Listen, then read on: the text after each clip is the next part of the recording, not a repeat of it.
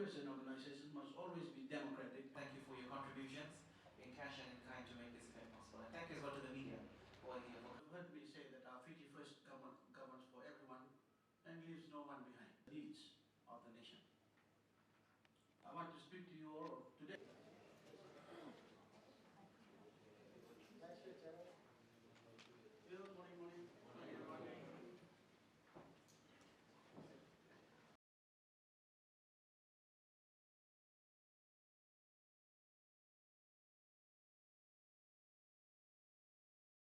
Thank you, the President of the Fiji Fuel Retailers Association, distinguished guests, my fellow Fijians, ladies and gentlemen, and a very good morning to you all. I'm delighted to be here to officially open the conference and annual general meeting of the FFRA and welcome you all to our capital. In this room are the country's main fuel retailers who operate 72 service stations throughout Fiji, plus a large number of convenience stores with combined sales of around $40 million a year. So you are not only providing an important service to the Fijian people, but also an important part of the national economy. And I want to thank you all for the contributions you are making to Fiji. Many of you are already setting a high standard by providing the people with clean, up-to-the-minute facilities to refuel their vehicles and shop for necessities. But I also want to make the point that we sometimes fall short of international standards, especially in terms of providing motorists with clean toilets and other amenities. I appeal to the entire industry to redouble your efforts to give Fijians the proper standards that they deserve. We have a vision to build a modern nation state, but we can only do so if we are all committed to providing our people with facilities that befit a modern nation state. I want to commend the FFRA for supporting the organization, the Ocean Ambassadors, in their fast-track Fiji program to reduce the plastic pollution that is carrying far too much of our landscape. The idea of using service stations as a centralized drop-off point for all mixed plastics is a great one. And I urge you all to embrace this program and play your own part in preserving our pristine environment in Fiji.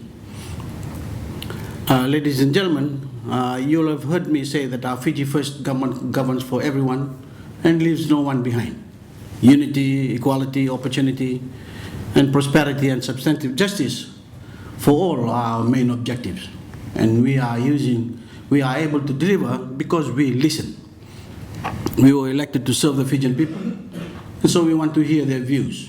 We are committed to understanding their needs and ambitions, and we must be especially sensitive to the issues that sometimes keep them awake at night. Their concerns for their livelihoods, their fears for the safety of their families and property, better economic opportunities, and of course their desire to create a better future for their children. That is why it is an honor to serve the people, because they have entrusted us with their present and their future. And by listening to the people and then acting decisively and thoughtfully, we can ensure that our policies match the needs of the nation.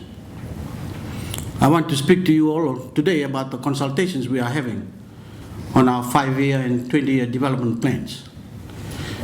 But before I do, I want to make a brief reference to the way in which we are listening to the Fijian people about the new flag design, with our eyes set on raising the new flag in 2016.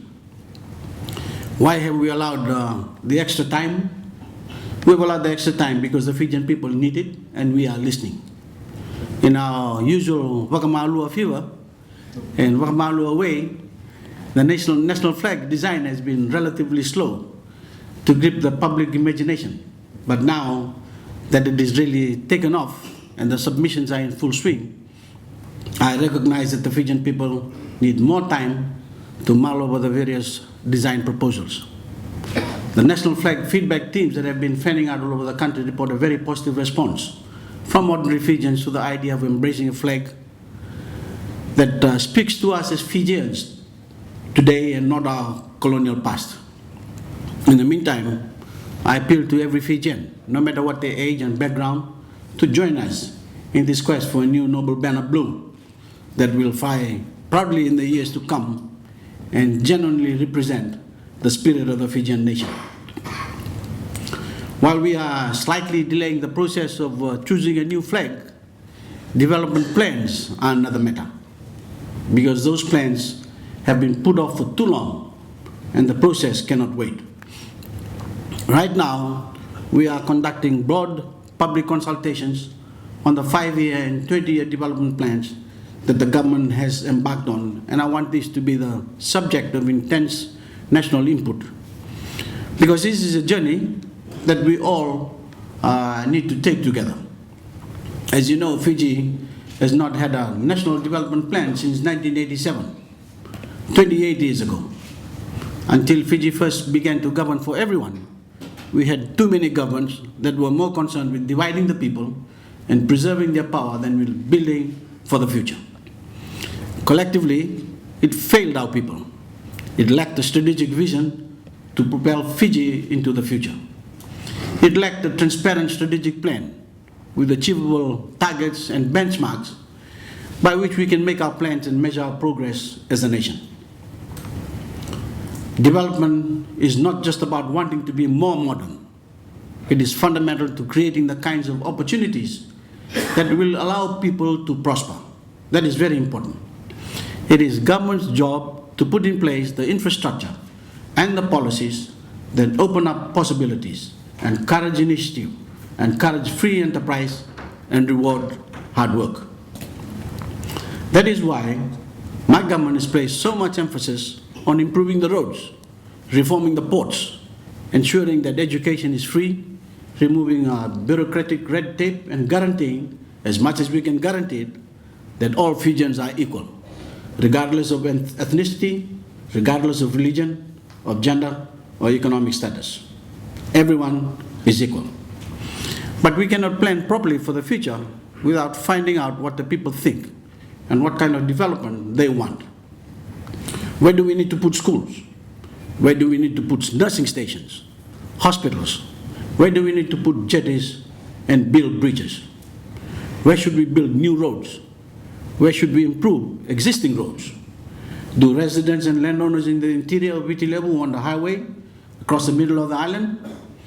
What economic, environmental, and social impact would this have?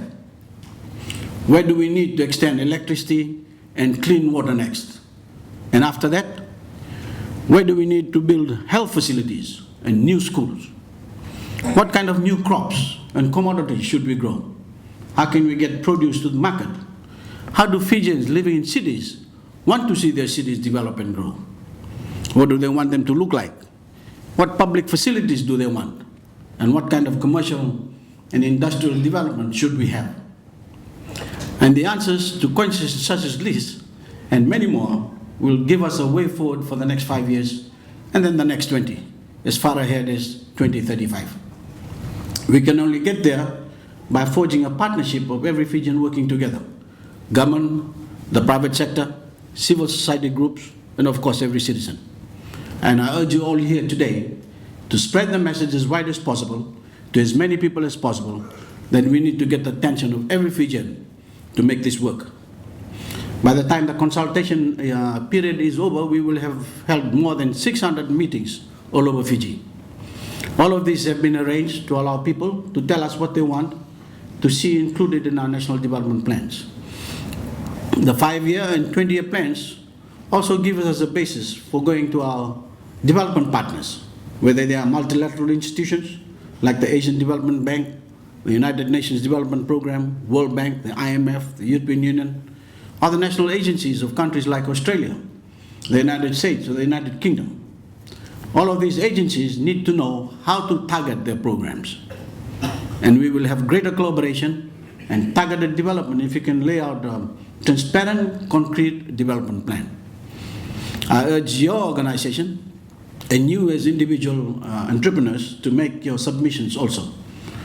Talking about organizations, I must also remind you to ensure that you as an organization must always be democratic and transparent in your processes. We have seen and continue to see that many associations, representative organizations, including sporting organizations in Fiji, tend to be platform for only a select few. look after the interests of only a few, without considering the views of the smaller players within that sector, and the internal processes such as voting must be democratic. You must not fall into that same trap, otherwise your association will lose its credibility. Ladies and gentlemen, as planned for the Fiji we envisage for ourselves and succeeding generations, we face both challenges and opportunities. As I keep repeating, global warming and the resulting rise in sea levels present us with a formidable challenge, not only because we have to relocate some 45 villages to higher ground, but even before this crisis emerged, Fijians had already decided that our future lies in sustainable development. Development that not only preserves the natural beauty and biological diversity of our country, but that makes them a priority. With our new green growth framework, protecting the environment and limiting as much as possible our contribution to the degradation of the planet, which is already small in global terms, will be an integral part of development planning and execution. No matter how much we develop, I believe the Fijian people must always place the sanctity of our environment before any other consideration. Ladies and gentlemen, so today I invite you specifically as fuel retailers to be part of these crucial national conversations. Join with us as we chart the right direction for our country through a planned strategic approach that reflects the aspirations of the people. Our robust economy has put more people on the roads, encouraged more people to buy vehicles, and caused more goods to be traded and shipped. And we can do much more. And FFRA members have been at the center of that. We have every reason to believe that growth will continue. And we know that we will have to fit that growth into our green growth plan. We hope the future to rely on newer, cleaner fuels, including fuels produced through cogeneration for the sugar industry. And we look to this industry to stay on top of developments in the production of cleaner fuels. Give us your ideas, tell us what you think, and by working together with all branches of industry, government will be in a much better position, using your input to chart a new course for our nation. I am aware from my own discussions with some of your members and from FFRA submissions that you have ideas about price control and profitability that are certain to be aired in this conference.